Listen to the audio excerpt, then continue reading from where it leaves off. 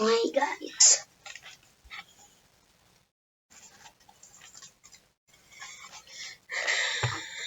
And then my videos got so many no just so many you know how it will tell it cool.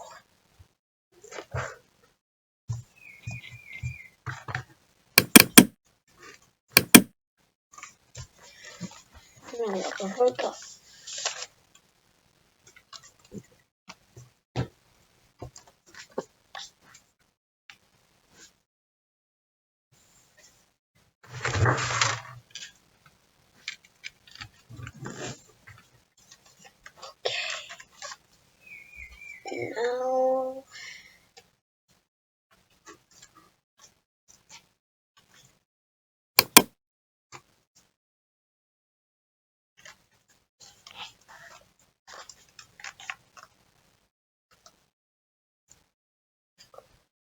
Now we're gonna react to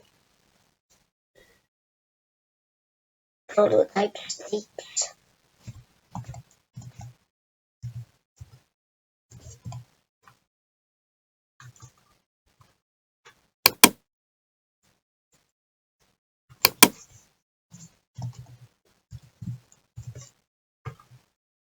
Here, this is what I say.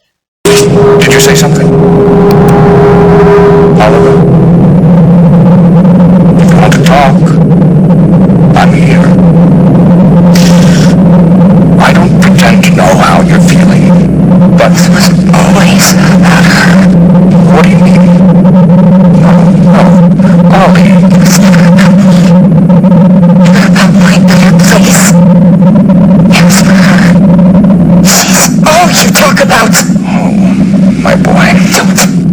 You don't get to call me that.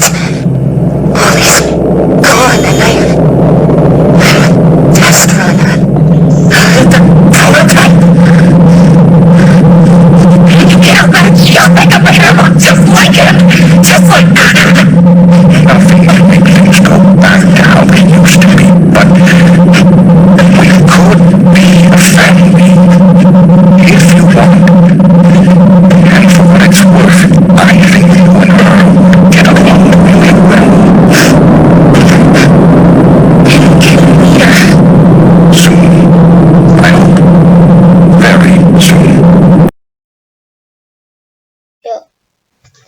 Poppy Playtime has recently gotten a ton of news, including new interviews with developers discussing the future of the entire franchise, a huge new update to Chapter 5 that fixes one of the game's biggest complaints, a new music video that reveals some big lore details, a ton of Chapter 5 behind the scenes on what characters and areas were originally supposed to look like, along with a whole lot more. So, starting with all of the new behind the scenes, there has been an absolute ton. First off, we got all sorts of Lily Lovebraid's concept art by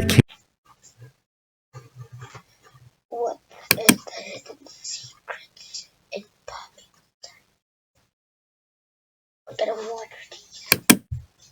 What does Poppy Playtime Chapter 5 hide from you behind the scenes in the Biodiversity Lab and Huggy's memories? As you dive deeper into the halls of Playtime Co., you'll come across some pretty frightening stuff. Trees with spooky faces, multiple encounters with an angry prototype, and, of course, an adrenaline-pumping chase with Huggy Wuggy. Today we're taking a look behind the scenes in search of things the developers didn't want you to see, like what really happens when Chum Chompkins eats you, and a closer look at Huggy's memory sequences. We've got lots to explore, so I hope you enjoyed today's look at Poppy Playtime Chapter 5. Now, as usual, I'll hit you with a super quick recap of what we're covering, so we're up to speed. So we just got done leaving another robotic dinosaur in our wake, and the grab pack is used to ascend an elevator shaft, which leads you to the biodiversity area. You break some tree roots, and destroy the forbidden syrup, eventually bursting this large mass to clear the way ahead. After a quick shower, you'll head to the utility room, meet Chum Chompkins on the way out, and see Giblet once again. Up ahead, you'll complete a puzzle to cross the gap, exploring this room, where you ultimately obtain the magnetic power-up for your grab pack. In the room ahead, the player catches a glimpse of the prototype while traversing this tunnel,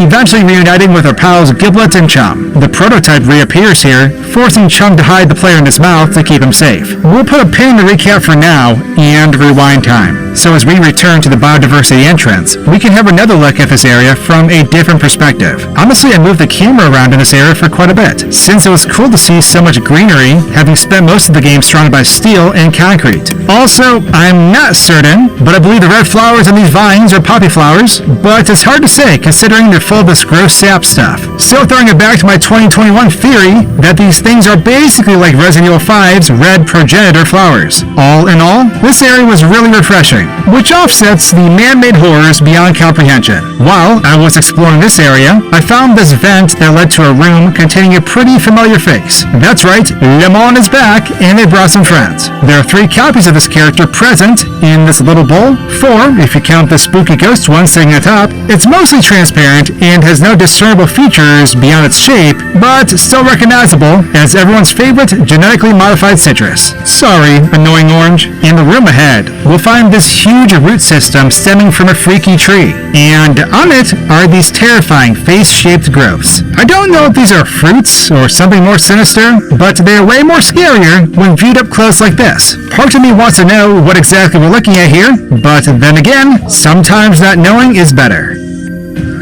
If we pull the camera back so we can view the level from an outside perspective, we can see that this entire map is a cylinder-shaped tower with this huge plant taking up most of the inside. There are tons of pipes and wires occupying the outer walls, and what interested me more is this hidden room off to the side. We can see this from the floor below, but can never get high enough to see inside, meaning it was left unfurnished so as not to waste resources. Despite being an innocent side room, it has a weird energy to it that kinda creeps me out. Back in the main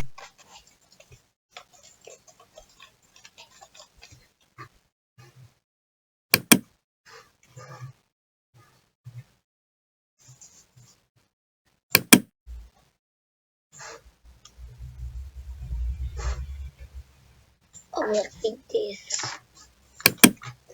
How will Huggy appear in Chapter 5? At the end of Chapter 4, we saw Huggy Wuggy finally make his long-awaited return, giving me a ton of questions about how he survived and why he came back to attack us, all of which we are going to be explaining today. So firstly, to rewind, all the way back in Chapter 1, we came across a mysterious, seemingly inanimate statue of the popular toy Huggy Wuggy. However, quickly he came to life and ran away, where throughout the rest of the chapter he poked his head around, hinting to him watching us, culminating to the classic chase scene where Huggy finally reveals himself from the darkness with a big hungry mouth and chases us throughout the events. He wouldn't last long though, as we would eventually drop a large box onto his head, knocking him down deeper into the factory, presumably ending his life. But many people were skeptical he was really gone, as in Chapter 2 we would see that he had actually fallen through the water treatment area, leaving behind blood and hair, causing people to believe he might actually still be alive, and the devs were keeping him in the back of our minds for later in the game. In Chapter 3, we were teased heavily again, as after inhaling some of Catnap's red smoke, we began to hallucinate, where from a TV, a nightmarish version of Huggy's bigger body broke through it and chased us, again keeping Huggy on our minds. And finally, in Chapter 4, after a bit of clever foreshadowing, at the very end of the game, we finally saw Huggy return in an injured and angry state, attacking us through the lab's window before the game ends, giving us our cliffhanger for Chapter 5. And I'm left with 3 main questions to answer in this video. How did Huggy survive this fall? Why did he come back to attack us after what we did? And how will he appear in Chapter 5? And to answer the first question of how he even survived, I actually think it's pretty simple. Since, as you probably already know, Huggy was clearly hurt from the fall. We saw it leave a blood trail throughout Chapters 1 and 2. Plus, he's literally missing an arm. We learned through Kissy's arm tearing off just from holding us in the Chapter 4 ending that these creatures are generally softer since they're based off stuffed animals, and therefore while they tear easily, that could explain how Huggy survived the large fall. Plus, regardless on how he survived, we could see that somebody repaired him afterwards. Something I've theorized about in past videos, but to go more in depth, it's pretty safe to assume this had to be the prototype's doing. Since we saw throughout the chapters, he would frequently collect the bodies of our victims, likely for his own experiments and creations. Plus, we also learn in a super vague Chapter 4 VHS tape that the prototype and Harley Sawyer were working together on some kinds of experiments. They don't specify exactly what, but that might support that the prototype knew how to work